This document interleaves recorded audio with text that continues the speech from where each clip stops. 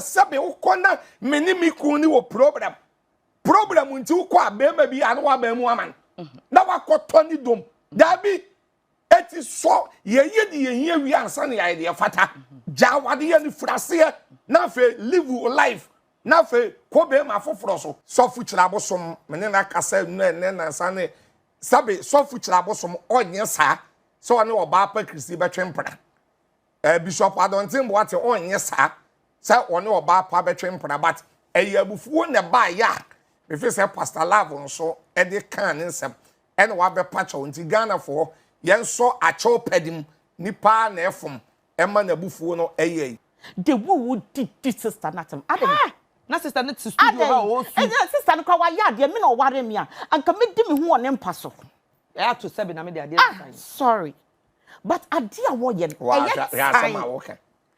asema me can because kasa na wo kasa no yen kasa santro ba kasa sa umma oba ni na me say ya me pese mo be ka yen kasa santro ba na be ma de wonye nipa de wo kan me no wonya adwe me so me no wonya adwe da bi so me no wonya adwe 14 years ema awade enya sabi kwatidie eyi so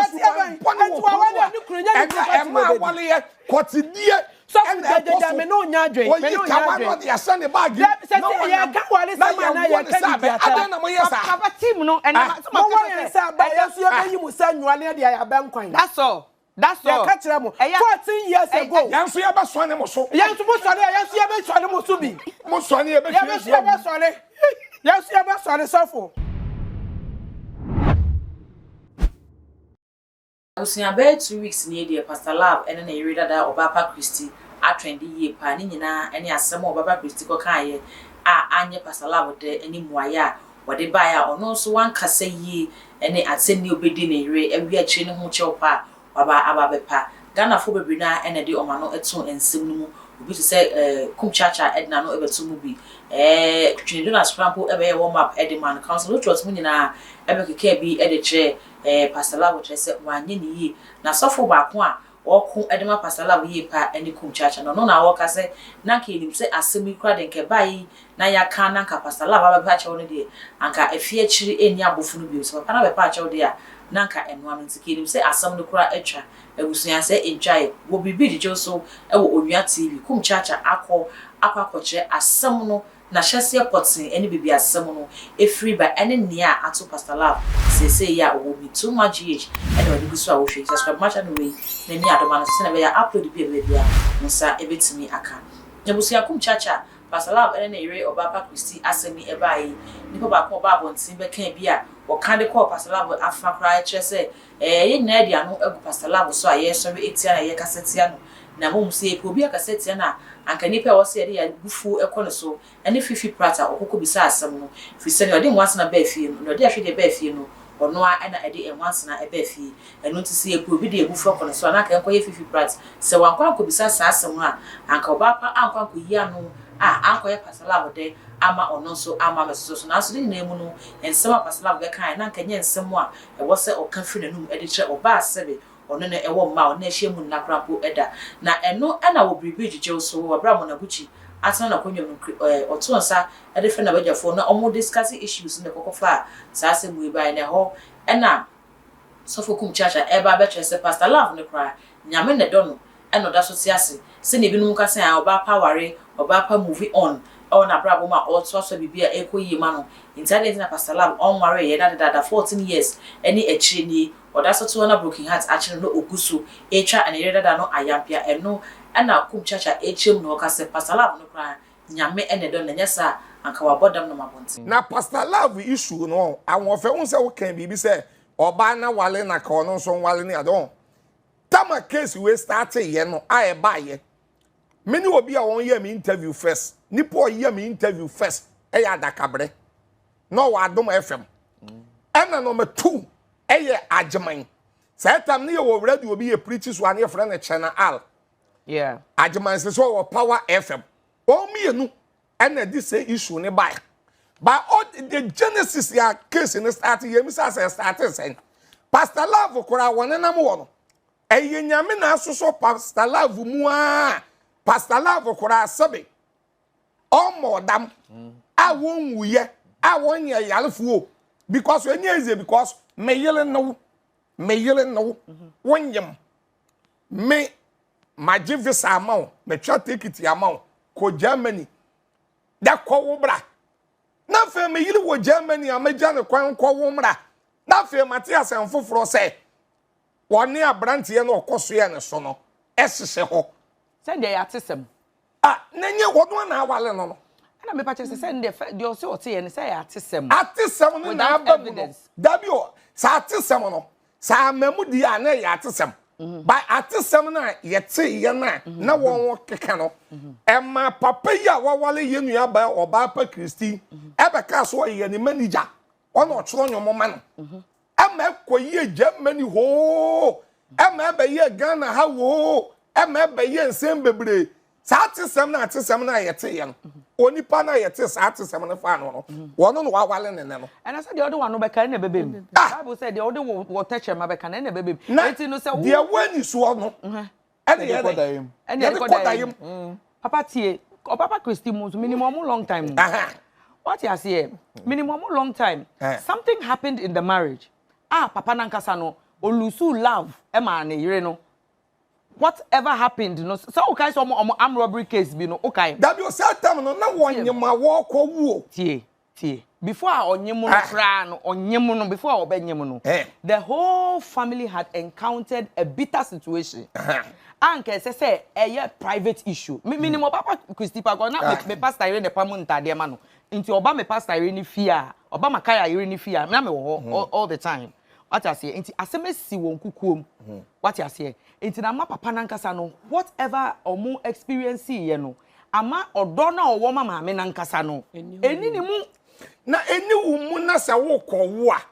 ade ye wo wie na abusua ntrase ni ngu awade ye ba me nua ba de wo mu ne se wo se ade no ba bi efiri ba ye no ayese sebe me nua ba wa besoye me so wo besoye me so ne ye bisa se wo den ne me a wo se me ma me nua ba ne me na wo ma me nua ba ne me a na ye den na ma me nua ba me tumi na wo be wale ye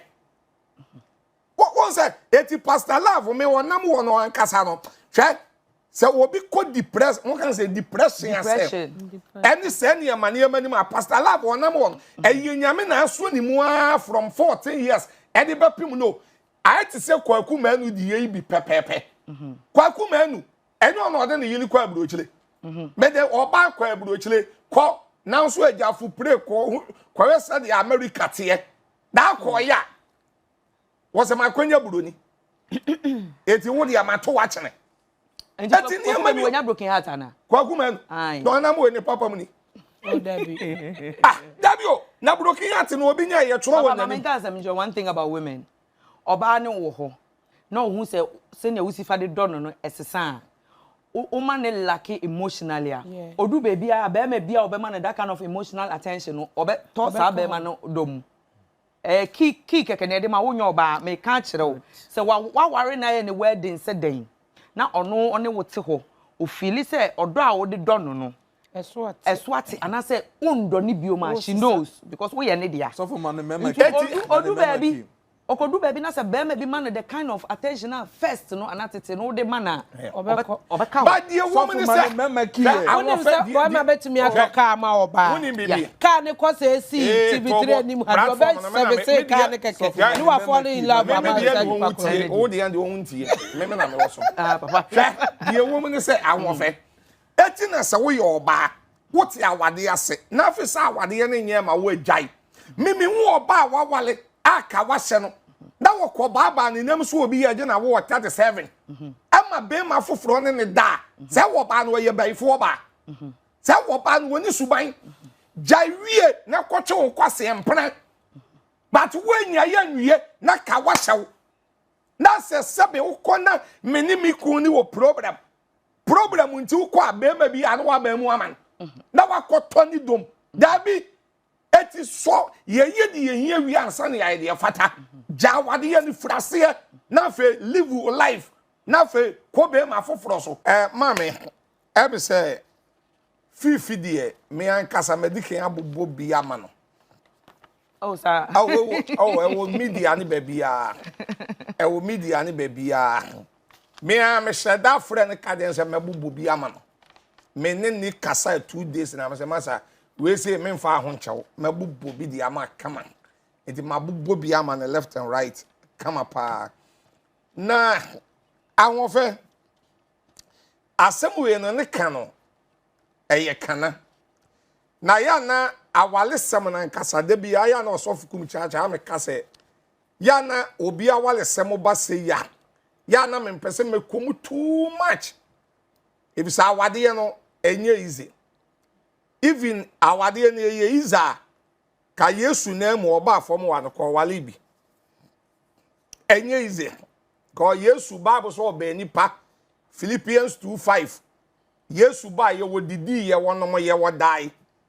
ena wodidi ye onom ye wodai no na de ye no so epejai said ye tie bia obani pesunti no ade ni pejai ba wade ni nye easy eye iza anka obe wale bi ena Yesu ba wiase na owale ye ena wonya oba bi pa te say dinosaur one size ni bia anka Yesu kura no ka wale ye de ne be koburu nsam jam ama Yesu na emu no ni ja na ono a hye no ono anse akwadam if say awade no enye easy Paul ne ka bi say anka be ya anka yentre se te say wono Paul ba Paul so no usua books kakra me say no anya depressed ni dementia na ade oh no pa because Paul nsem ni bebro wa nsisi so say ye montra se te say me Paul now she say be soft Kumchacha metiwe that share ma fe me no atiwe ya amielu se papa sa me ka ho so dey your host oh okay me that's na ye share ma mugu afe ya be ya de trese ni de ne Roman fathers nyina akora a won ye so won betrance kwara no ntumi ntrance because ade ne peja Roman sisters kwara ntumi ntra wo be hie bi kwara na ebinyam okoso hwe ba ko pe no hu se no ade we de dodo meto aso na eja on to aso ko ti awade no ne nsam kana den ti ya na ba se ya na osofu Kumchacha me pese me kom too much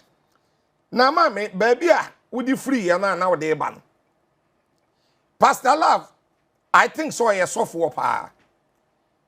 why software na ebufuo ba ya na nipa to me kan asem a edu ba bia no no anso atranse ehun se man kasa yie eti no wa be pacha wo no ewo me bom nsem ma Pastor Love enye nipa nyina na eye bibia won to me koba ebe pacha wo sabe bo adontin boatin din bishop and then 4 days 5 days and then I said begina minister of adontin boatin akasa bebre or my best friend more than 20 years okay so fuchira bosom mene na kasa no na sane sabe so fuchira bosom onye sa so ne Obaapa Christy betwempra bishop adontin boatin onye sa one Obaapa betwempra but eyabufuo ne ba ya if say Pastor Love so e de kan nsem ene wa be pacha nti Ghana for yen so acho pedim nipa na efom ema na bufuo no eyey Kumchacha asem wo keni na a wo kan fa mo de mu ade fra so for so me pacho yo kafra brade ma mentina siye Prophet Kumchacha Pastor Bakupe me pacho asem wo kan fa Pastor Love hono me Pastor Love me hunu say enyama oyenia wa sheda na oyesa anyama ni nkofo nya broken heart but mo kasa yi onim kasa be ma say no ba be na betimi ne natena mama na enjoy no for a long time nti otimi hu say mama no eyaw bonimu se ba mama ni ko Germany a ewoni tirim ma sa na yete so who treat ye bad ye din am time yeah Enti na ye building hatred wo yemu. Exactly. Obema wo kasa otimi so kwase agimi fo minimu asase obia wasase. Yeah. Obia ni ho ni asase. Enti otimi hu so oya sister na o started from now when you obia and now you obi. Encourage many. Me pa me encourage when. Oh my, you me encourage when you ba say me wo ka na asem ti na make. On can Bema say when you otimi fo. Die betimi die di na ye die di no. because on Woba. Yeah. This is not the first time. The first interview of Papa Ye. The who did this sister Natam. Na sister net to studio ha o su. And sister no kwa ya de me no ware me an ka me di me ho on empa so. I have to say na me dey sorry. But adia wo ye no. Asema make can because kasa na wo kasa no. Yen kasa santro ba. Kasa sa o ma oba no na me say ya me pese mo be ka. Yen kasa santro ba na be ma de wonye nipa. Be ma de wonye nipa. Papa ure da be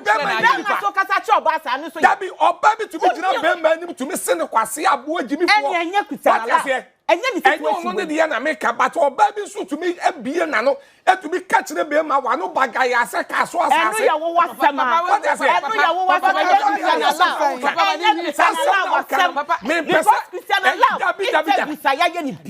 No matter how papa ne kasa no. Oti mu se ma me no wa hobrase. Ene ma ne ye do so oti munya kefo. Ma me no wa ahobrase. Edien. De bia no abedidi na tawa be pa achow. Na aka ne we di ni ugu ne hu fi nsesen. Sa ehugu ogu ne hu fi. Na ko ogu ne hu fi ama be ma ne dan. Because I'm some no keka and I only suffer away with her and I only suffer with you been on what said I say what's all the nguni and bear back. One needs to buy back to say me your bar me found the one in Canada. Was said that and oh yes sir. Now I suffer boom din I suffer is what yere. Congregation Ebufu ben and to bear myself so before so to be fast a kind wo. We jana ne nyambe shira na ye ka wedding asem a na ye kire mu a weddings ni bi so wo ho a ekodu ekire na aye nyonyonyo na adane kodwantwi emirika nse mochi mfuturo epe na obehu na nseya mu na ye te se Christian Love ni kunu ye Mr. Love me pesa me de pastor ne be so ni din so because ono nyame mfre no wo ba bia sa nigga no nyame bia ni wa frɛ no na say omonya sori ano mo discover oba abawe bi wa sori ho a oto nwumpe ende na oyo sofo maame ende na me nso me yo sofo sa Mr. Love ne die Christian Love ex husband no nyame tumi ba ku say eni ni mu kutre kra wu a ontimi mfre kutre ne ma ne nsori nti ye wo ho na video yi ebeto odwa yes ede na esi na papa yi ogu ne mama me hu fi sa ena yeko hweye yes asene ade yiko de yeko hwem ko hweye na Fifi Pratt interview bi a Christian Love any the current husband ekoso na mo ka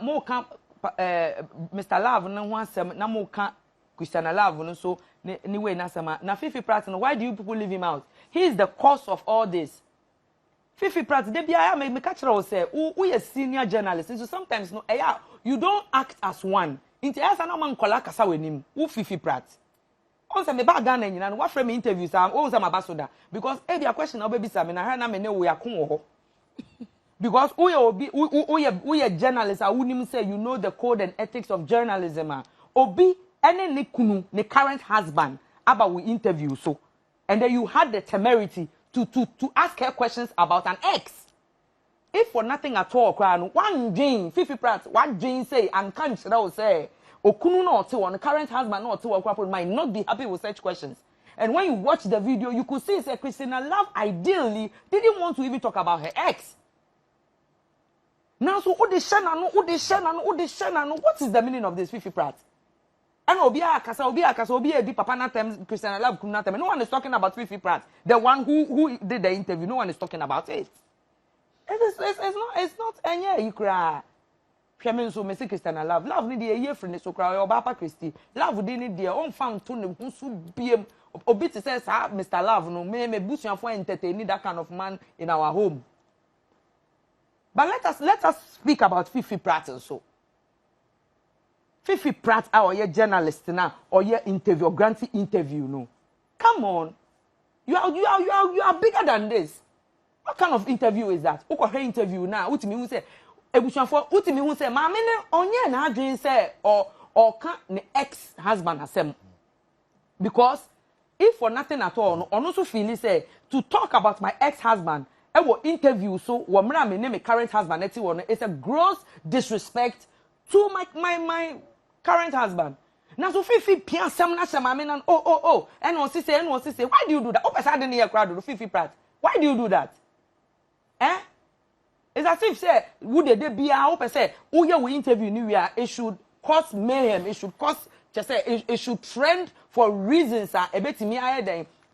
Nipa. Why do you do that? You are too grown for this. I'm not paying you to say oh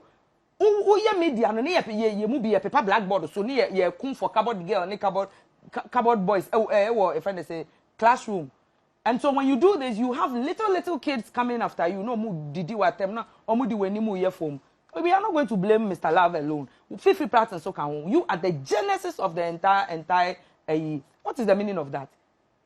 Say obi kunuti wana bo X din. What is the meaning of that? Because who hear video na utimi we say Christian Love one can be born bia ebusuafo mo de mo me enko hear video nemra na mo amhwe yesu wo Facebook no mo so mo fa mo comment en sha say Mama Love okan bibia anasa Obaapa Christy okan bibi born bi efa okunu no wa mo ma yenko hwemra sisia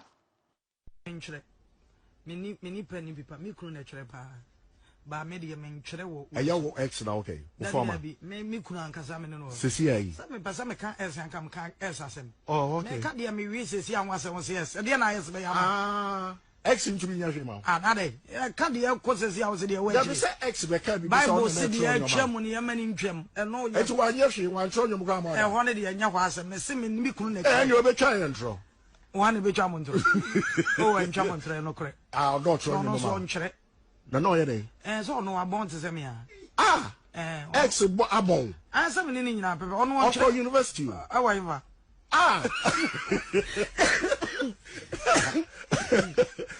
X abon je o me no pe e bi obey ade ase me kitso e bi oh no me jero wow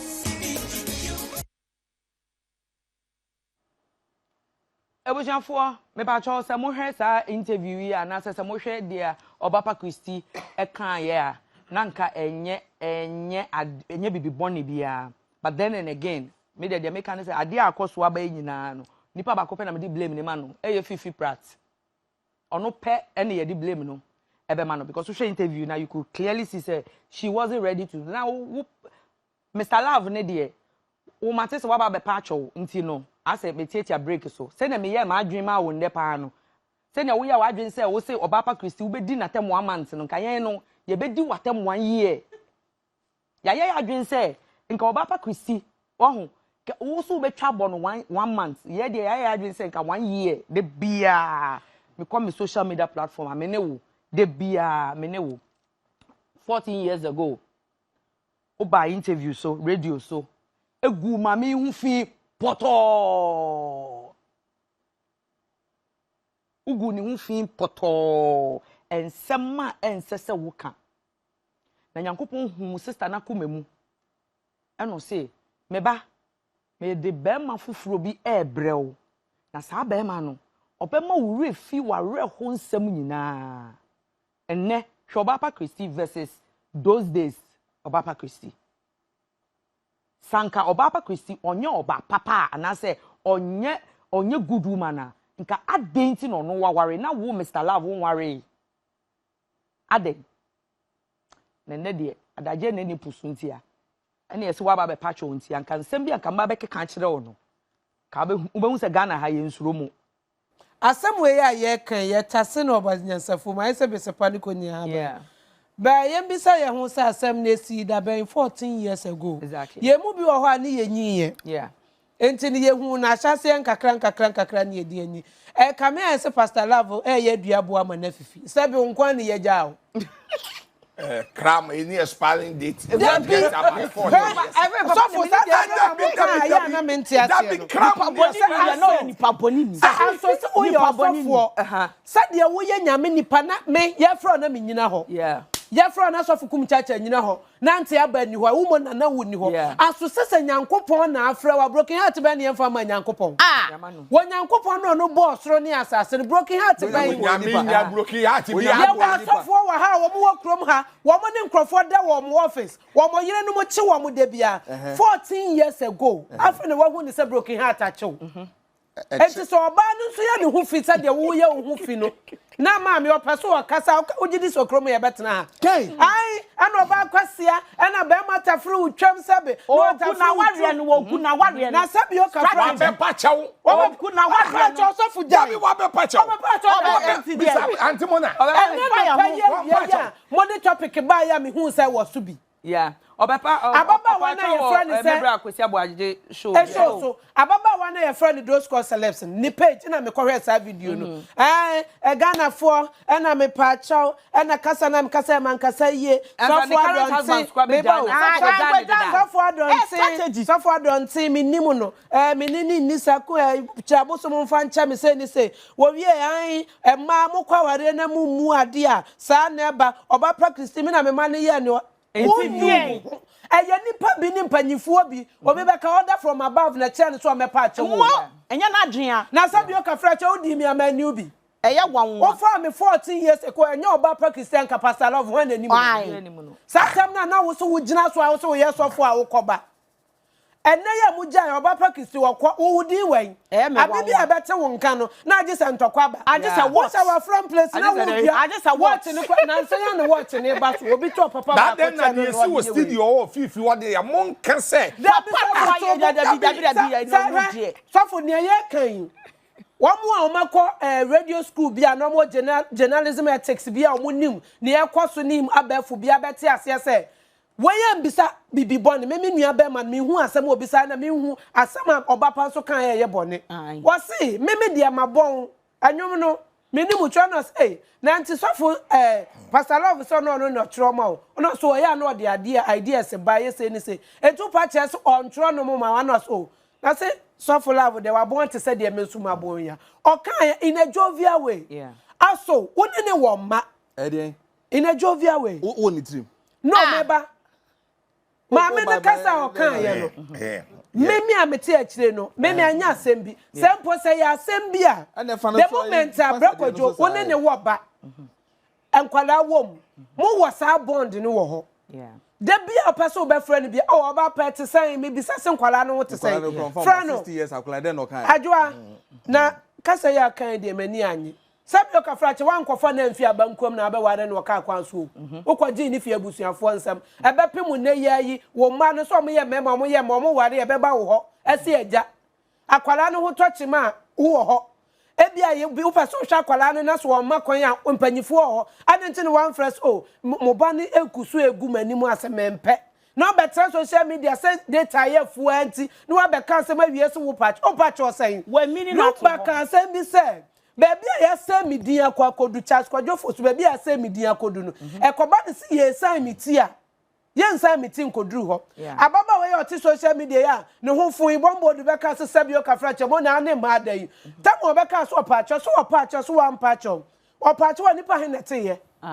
o kan so ne ma da nipa he nete ye ye gu ani ma say ye ntwin baby a won ye wi ani akwa ne so we ye public figure and nipa tie wo and say na pastor love no ni followers an kwaba esa ade wada roma to obema bia 7 why na bi to ma mentum sofo abra obema bia 7 obeye esa ade ni bia no he da bi on to me na sunsun when you say asema o kike be sire na emie mame yes obema bia obeye esa ade no oba bia obeye esa ade oni ni bejai na kwa se wo hatred bi mra sepo no wakasa ogusu pew atopa bi a utwi ni wodem ogusu kai yeah enti na onim so pe wa ade no enye wo na abeka so obi akodi ni wo Germany ani ye nim o yeah wonim nkrofo ye di o mo yira o mo nkasa mo e wo krom a wonim nkrofo o mo kro ni mo di ma eya de pa so for me ba me dia me Bible me nkwa Bible school da ebia na awrade ayadum ne ma hie sofo bi wonzonzo me na obewade me amama sofo ma me abi nim o wa soro mpo kamema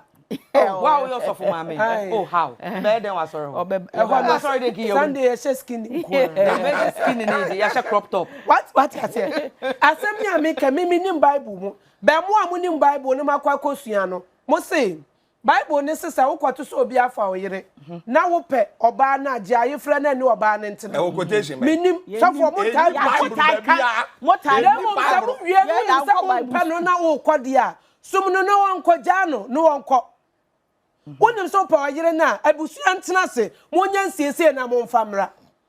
na one e matena se din na mokọ na momo mpe de waja na afiachi ni abofunu biem ade na aka sabia me kwatwa me kwate ne ma nya ntwa me dro se ka wanzam ni ho yentu man ne fo se wo wale a wa wale awale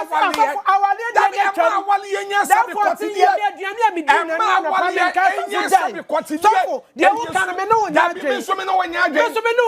da bi bi so me no nya adwe 14 years ema awade enya sabe kwati die kwati ema wale ye kwati die so de me no nya adwe me no nya adwe ya sane bag no ya ka wale sama na ya ka di ata na mo yesa papa team no and mo wa yesa ba yesu ya be yi musa nwale de ya ba nkwan that's all ya ka kire mo 14 years ago yanso ya ba so ne mo so yanso mo so ne yanso ya be so ne mo so bi mo so ne ya be so ne yes, you have sorry, suffer. We also respect the fact that we also have the same thing that you go through. When him say Nkwalano, Omunyi, they will see videos of their father disgracing their mother on that is what I'm coming on a media on that is what I'm coming a media on. platform. That's my last point. Okay, good. I think that it's also very unfair to pour such diarrhea on a woman you've also slept with. I feel now who kasa woman me. I feel now one me why soft. You see, yeah. That's what I'm saying, that you also don't go berserk pouring such diarrhea. Yeah. Plus your credibility as Osofo and the way you spoke. But he spoke out of pain, which I can understand that side. But he should have also controlled his emotions. Right. Because of the kids. Today, this thing will forever be there. Of course. Kids will then want to ask, or their friends are going to ask them, is that how your mother has been treated? Yes, the stigma, yeah. Yes, no. Yeah. Or how any mental torture and then harming. If it was with that kids and the young woman know that same dear, so be it. But I think the pastor went beyond board. So for him to say Obaapa out, I say that courage to say my pacho, that is a respect I will give a man forever. That a man who say yes, with all the anger no de buy ni na no, mpanyifo ne nakasa enkroma sa na mehu no. Tama obre no obi ane na nkasa o. Okọ bisek, okọ ke kansam ne de ye hu asofo a omo frɛ de 24/7 etunifo. Say onjai the oil, no. Because a role model. And I'm saying, say, thank you. So today we know he's a role model. 14 years. Okay. Whether 13 years. Yet to come and a reconciliation. Time at Rollins, time. Yeah. Be a reconciliation Okroma. Yeah, reconciliation. 83, 63 seminar, Yanka Okroma. So what is the problem with say? Menena dating for 14 years, therefore, I am a yan said then, and yan the yaw. A yan somehow go through. Okay. And we should acknowledge the fact that at least Papa Nenya Shrekrano, Nipa or accusing is say, or no Esshana said, or any die, no. Today, a Papa no warren and answer Papa no warren. Certainly, a prophecy in Abim.